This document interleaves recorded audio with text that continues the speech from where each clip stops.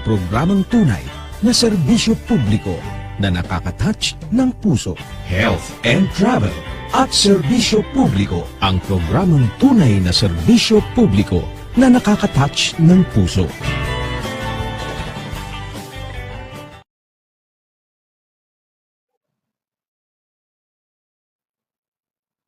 Nagpapatuloy ang Health and Travel at Serbisyo Publiko kasama ang inyong agaran serbisyo lady, Dr. Hilda Ong. Programa naghahatid ng tamang impormasyon at serbisyo publiko dito sa DWPL 1242 kHz. Ang programang Health and Travel at Serbisyo Publiko ay hatid sa atin ng pag-ibighan, tapat na serbisyo mula sa puso. Ang Philippine Standard Time ay ganap ng 9:16 ng umaga. Hatid sa atin ng pag-ibighan, tapat na serbisyo mula sa puso. Mainit na pagbati sa ating mga minamahal na senior citizens at maging sa mga anak, apo at pamilya na patuloy na nagmamalasakit sa kanilang mga mahal sa buhay. Kapag narinig natin ang salitang commandments, madalas nating naiisip ang mga kautusan dapat sundin. Ngayong araw, pag-usapan natin ang isang napakagandang konsepto na tinatawag na 10 Commandments for Seniors. Hindi ito mga kautusan na kailangan katakutan. Sa halip, ito ay 10 simpleng paalala at gabay upang ang mga nakatatanda ay patuloy na magkaroon ng masaya, makabuluhan, aktibo, at may layuning buhay anuman edad kahit na anuman edad na sila. Mahalagang tandaan na ang pagtanda ay hindi nangangahulugan. Tapos na ang buhay. Hindi retirement ang buhay kapag nagretiro nasa trabaho. Ang pagtatapos sa isang career ay maaaring maging simula ng panibagong yugto kung saan mas marami ng panahon para sa sarili, sa pamilya, mga kaibigan, pananampalataya, mga interes at mga pangarap na maaaring matagal na ipinagpaliban. Kaya naman narito ang 10 gabay na maaaring nating gawin inspirasyon sa mga nalalapit pang taon ng ating buhay. Una, thou shall enjoy life, o dapat mong tamasahin ang buhay. Napakalaga nito, minsan habang tayo ay tumatanda. Nakokondisyon natin ang ating sarili na sabihin, matanda na ako, wala na akong dapat gawin, o kaya naman, hindi na para sa akin ang mga bagay na yan. Pero ganoon ang buhay, ang senior years ay panahon din para magsaya. Kung may pagkakataon mamasyal.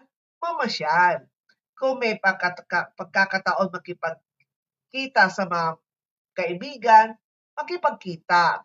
Katulad po ako, marami po ako grupo ng mga kaibigan. Isang grupo na tinatawag na The Real Food Trippers. Ibig sabihin, yun ang grupo po namin na yan ay mostly saan kami kakain. Ganon ang ginagawa namin. Yung tapos, kwentuhan, o tapos hinga ng advice, kasi iba nagtatrabaho pa, yung iba nagretiro na, yung iba kinikwento kung saan sila nakakarating. Ganun po dapat ang gawin natin. Ganun dapat gawin kapag na-reach na ninyo ang senior years. Pero alam po ninyo, marami kapag nasa 58, 59, excited na. Nako, magsi-senior na ako. Siyempre, ang unang hinahabol ay yung less 20% discount kapag sila ay kakain sa labas. Tapos local tour, mga plane ticket, less 20. Kaya lang wag lang sa gamot. Kasi pagdating sa gamot, siyempre ayaw na natin magkasakit pa. Siyempre gusto pa natin i-enjoy natin, di ba? Kaya ang makipagkita sa mga kaibigan kasi doon tayo nag-enjoy. Kung gusto naman ninyo magtanim, magluto, magbasa, manood ng sine, makinig ng musika, maglakbay o simpleng uminom ng kape habang kinakausap ang mahal sa buhay, gawin ninyo ng walang pang-alinlangan. Dapat i-enjoy po ninyo ang pagiging senior. Actually nga, kapag senior na, meron na kayong Unang-una kapag senior na, meron na kayong pensyon, tapos yung retirement pay ninyo malaki-laki, o pwede na kayong mag-enjoy. Hindi kailangan maging magastos ang enjoyment. Minsan, ang pinakamalaking saya ay nasa simpleng bagay, katulad ng isang tawag mula sa anak, yakap ng apo, kwentuhan kasama ang kaibigan, masarap na pagkain kasama ang pamilya, o tahimik na umaga na nagpapasalamat tayo dahil may panibagong araw na ipinakaloob sa atin. Ang tunay na mahalaga ay huwag nating hintayin maging huli ang lahat bago natin matutuhan tamasin ang buhay. Kaya kung kaya pa ninyo mag-travel kayo. Huwag ninyo hintayin na hindi na kaya ninyo mag-stairs, magkagdanan, paakyat, pababa, o kaya may mga mahihirap na daanan o hindi tayo makapaglakad ng malayo. Dapat habang kaya pa, go, mamasyal, mag-abroad. Yun, kung hindi pwede, siyempre mga anak ko ninyo, mga may trabaho, piliin po ninyo yung mga kaibigan na pwede kayong makakasama. Ikalawa, thou shall keep moving o patuloy kang kumilos, kaya kailangan talagang gumagalaw-galaw. Hindi ibig sabihin nito na kailangan mag-ehersisyo ng mabigat o pilitin ang katawan na gumawa ng mga bagay na hindi na dito kaya. Ang ibig sabihin nito ay manatiling physically active ayon sa kakayahan at kondisyon ng katawan. Maaring simpleng paglalakad, stretching, light exercises, at basta kung ano kakayahan ng katawan natin, gardening, paglilinis ng bahay, pag-aalaga ng halaman, o paglalaro kasama ang mga apo. Ang mahalaga ay hindi tuluyan maging ng sedentary o wag tayo laging nakaupo o nakahiga. Habang tayo ay tumatanda, mas mahalagang alagaan ang ating mobility at independence.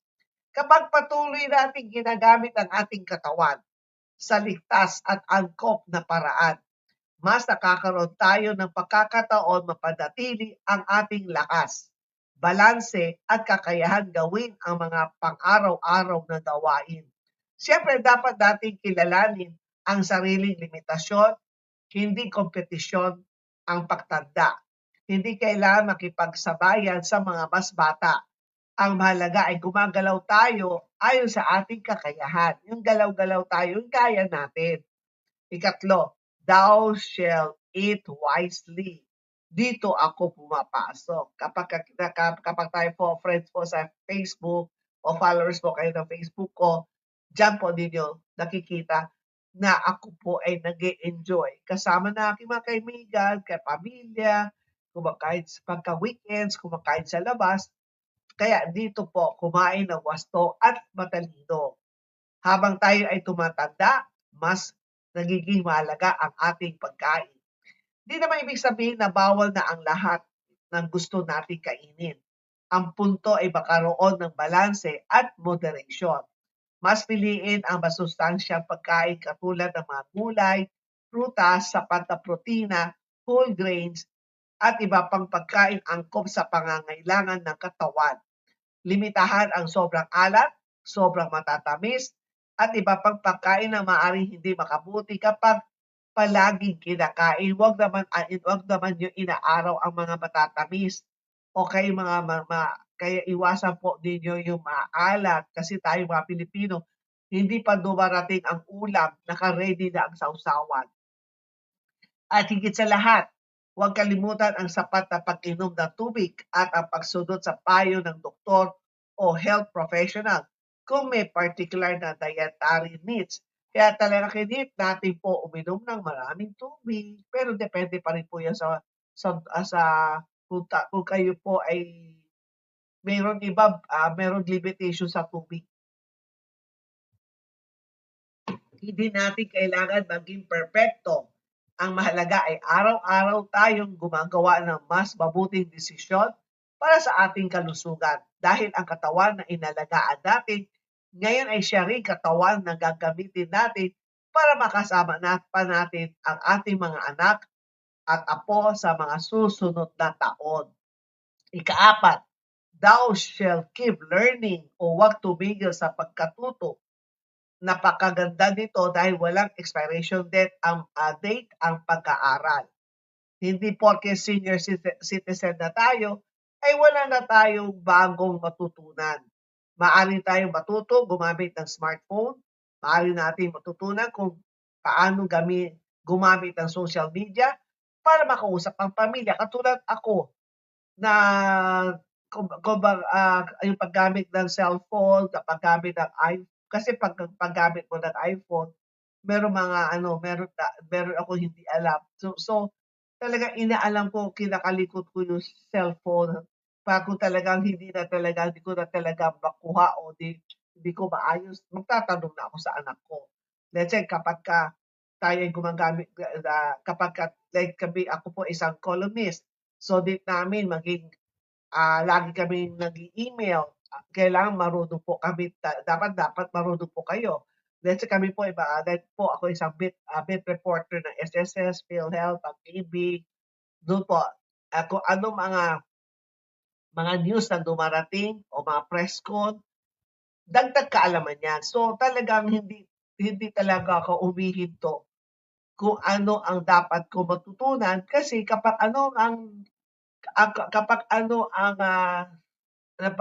napag-usapan doon during the press con o let's say kung may seminar, kung ano natutunan ko, yan din ang tinuturo ko o kaya yan ang nagiging topic ko dito sa radio program. Kaya tuloy-tuloy kumbaga patuloy-tuloy pa rin po ang pag-update para hindi po tayo dahil po tayo ay kumbaga tayo sa public service, dapat updated po tayo.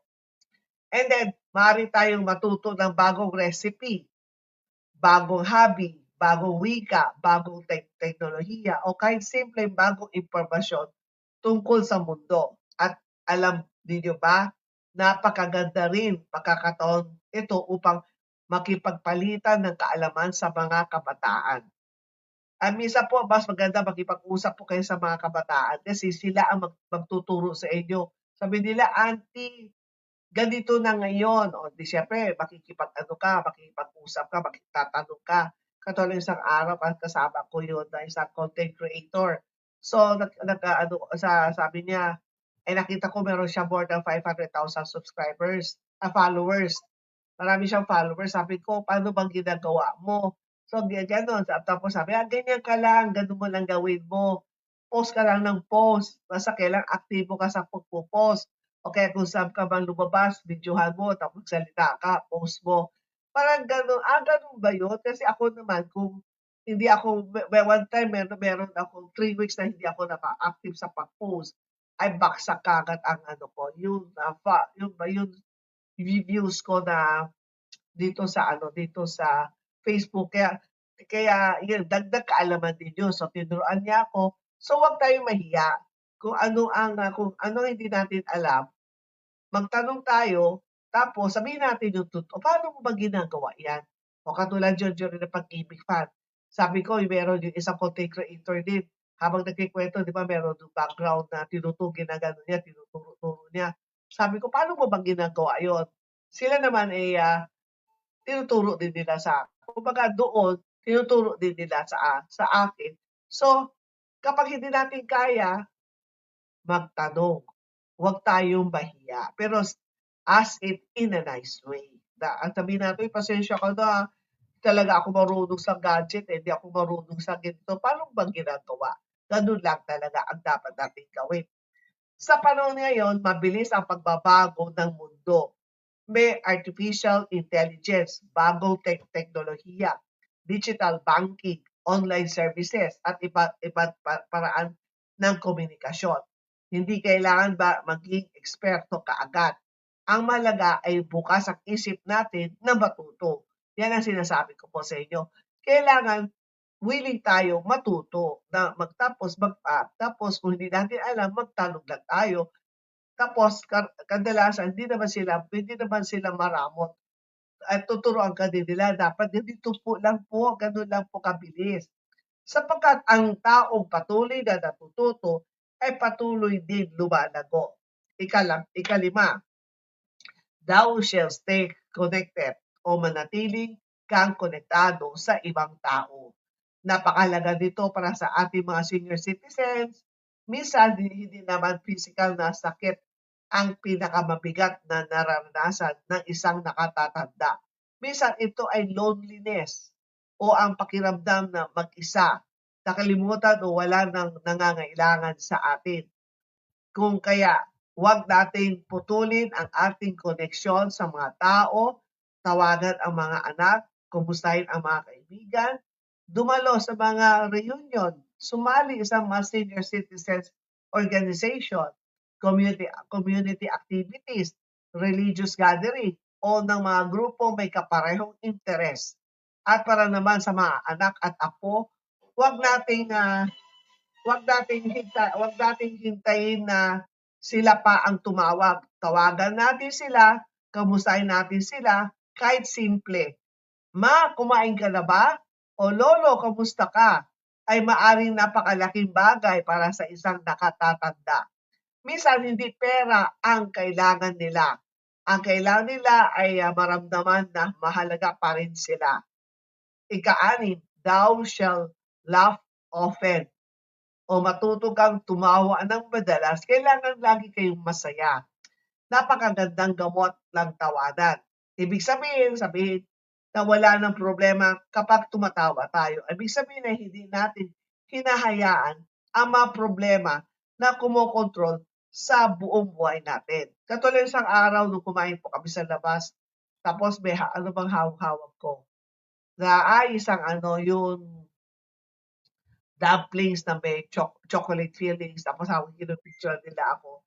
Tawa, ito talagang todo ang ngiti ko sa picture.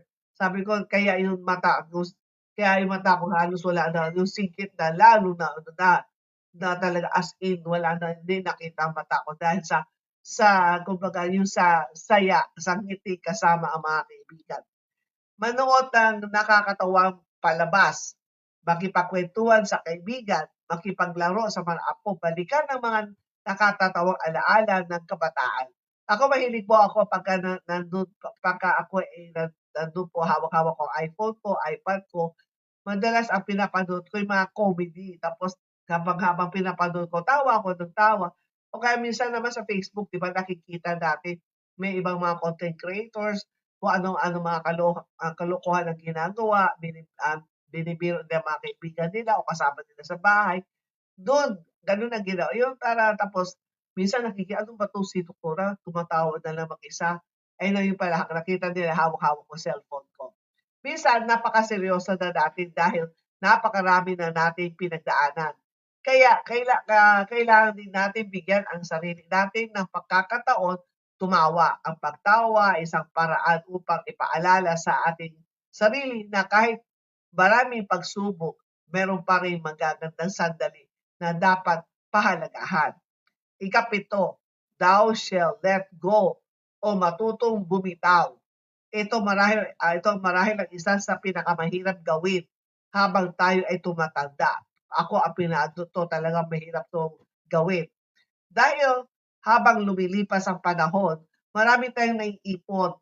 Hindi lamang mga alaala, kundi pati sama ng loob, galit, pagkadismaya, panghihinayang, at mga bagay na hindi na natin mababago.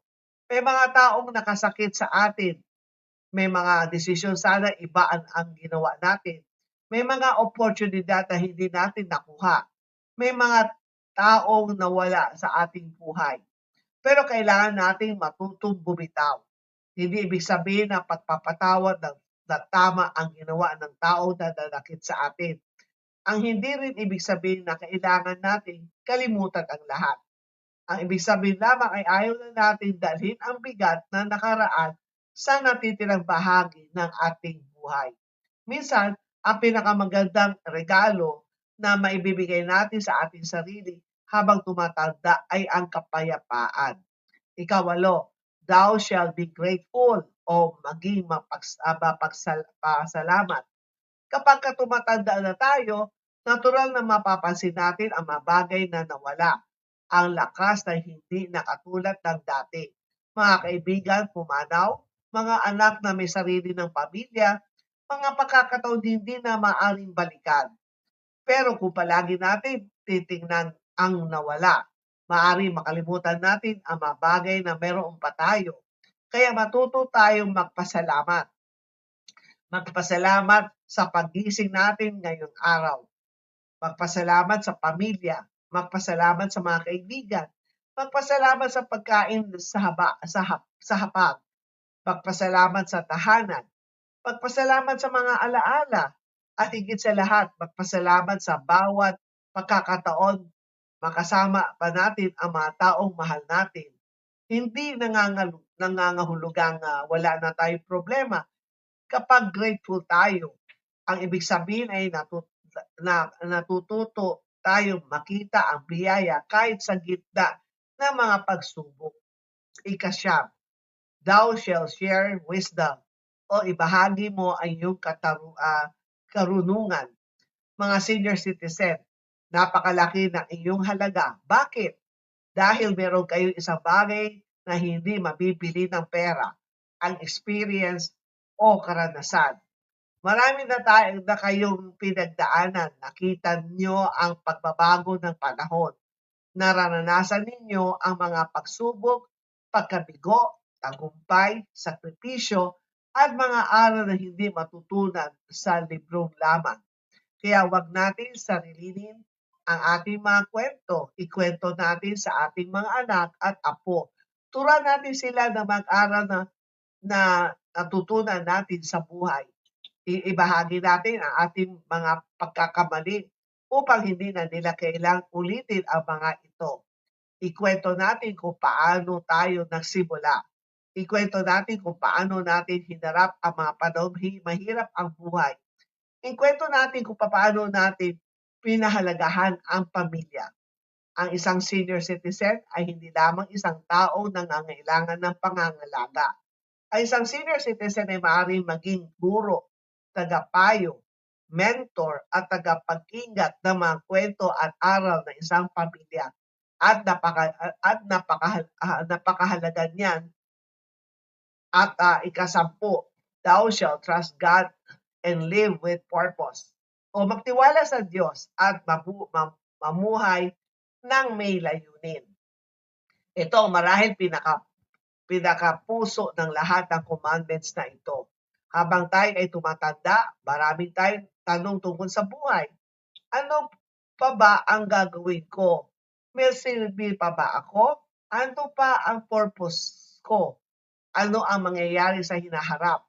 Ang sagot ay hindi kinakailangan maging isang malaking proyekto. Ang purpose ay maaaring makita sa maliit na bagay katulad ng pag-alaga sa asawa, pagkalinga sa apo, pagtulong sa kapitbahay, pagbabahagi ng karanasan sa kabataan, pagdarasal para sa pamilya, pagiging mabuting kaibigan, pagiging inspirasyon sa ibang senior citizen, at higit sa lahat, ang pamumuhay na may pananampalataya at pagtitiwala sa Diyos. Hindi ibig sabihin na wala ng takot, problema o pangamba. Ang ibig sabihin ay hindi natin kailangan harapin ang lahat ng mag-isa.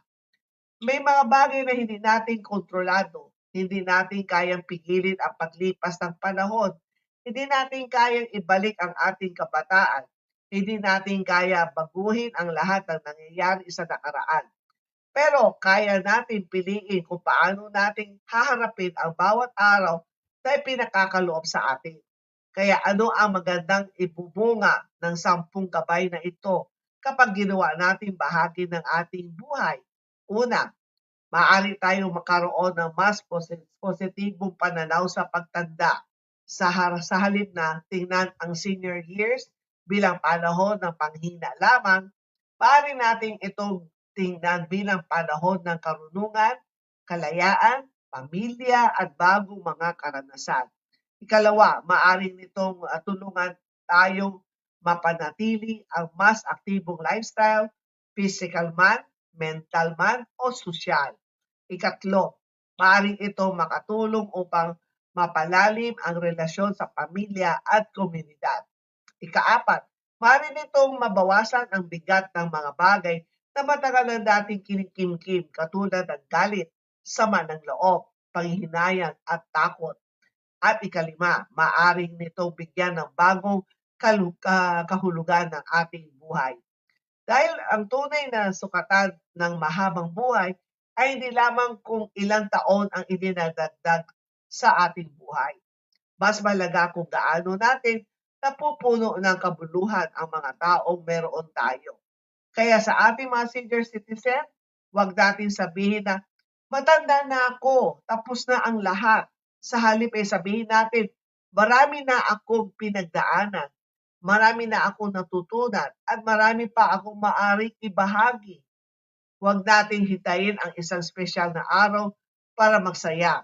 Huwag natin hintayin ang isang malaking okasyon para makasama ang pamilya. Huwag natin hintayin ang isang problema bago natin alagaan ang ating sarili, ang ating katawan. Huwag natin hintayin ang huling sandali bago tayo magpatawad. Huwag natin hintayin na may mawala bago tayo matuto magpasalamat. At huwag natin isipin na wala na tayong purpose dahil lamang sa pagtanda. Sa bawat paggising natin, may panibagong pagkakataon magmahal, tumawa, matuto, gumalaw, makipagkaibigan, magpatawad, magpasalamat, magbahagi ng karunungan, at pagkakataon mabuhay ng may pananampalataya at layunin. Kaya kung susumahin natin ang 10 Commandments for seniors, ito ay hindi lamang tungkol sa kung paano harapin ang pagtanda. Ito ay tungkol sa kung paano natin ipagpatuloy ang buhay na may saya, kalusugan, koneksyon, karunungan, pasasalamat at pananampalataya. Sapagkat ang pagtanda ay hindi isang dahilan para huminto. Ito ay pagkakataon upang sabihin, marami na akong naranasan, marami na akong natutunan, at habang meron pa akong panahon, pipiliin ko mabuhay na may kabuluhan. At para sa mga anak at apo, sana ay tandaan din natin na ating mga senior citizen ay hindi lamang bahagi ng nakaraan ng ating pamilya. Sila ay mahalagang bahagi pa rin ng ating kasalukuyan at ng ating kinabukasan. Kaya alagaan natin sila, pakinggan natin sila, isama natin sila, tawanan natin sila, kausapin natin sila, kung kaya pa natin makipagbiro sa ating mga lolo o lola o ating magulang. At higit sa lahat, ipadama natin sa kanila na sila ay mahalaga. Dahil ang isang tao maraming taon nang nabubuhay, hindi lamang maraming kandila na dadagdagan sa birthday cake. Maraming siyang kwentong dala, maraming aral na maaring maibahagi, at marami pang mamahal na maaari pang ibigay. Kaya minamahal nating senior citizens, habang nagpapatuloy ay yung paglalakbay sa buhay, dalhin ninyo ang 10 paalalang ito. Enjoy life, keep moving, eat wisely, keep learning, stay connected, laugh often, let go, be grateful, share your wisdom, and trust God and live with purpose. At sa bawat bagong umaga, sabihin natin sa ating sarili, may dahilan pa kung bakit ako narito. May pagmamahal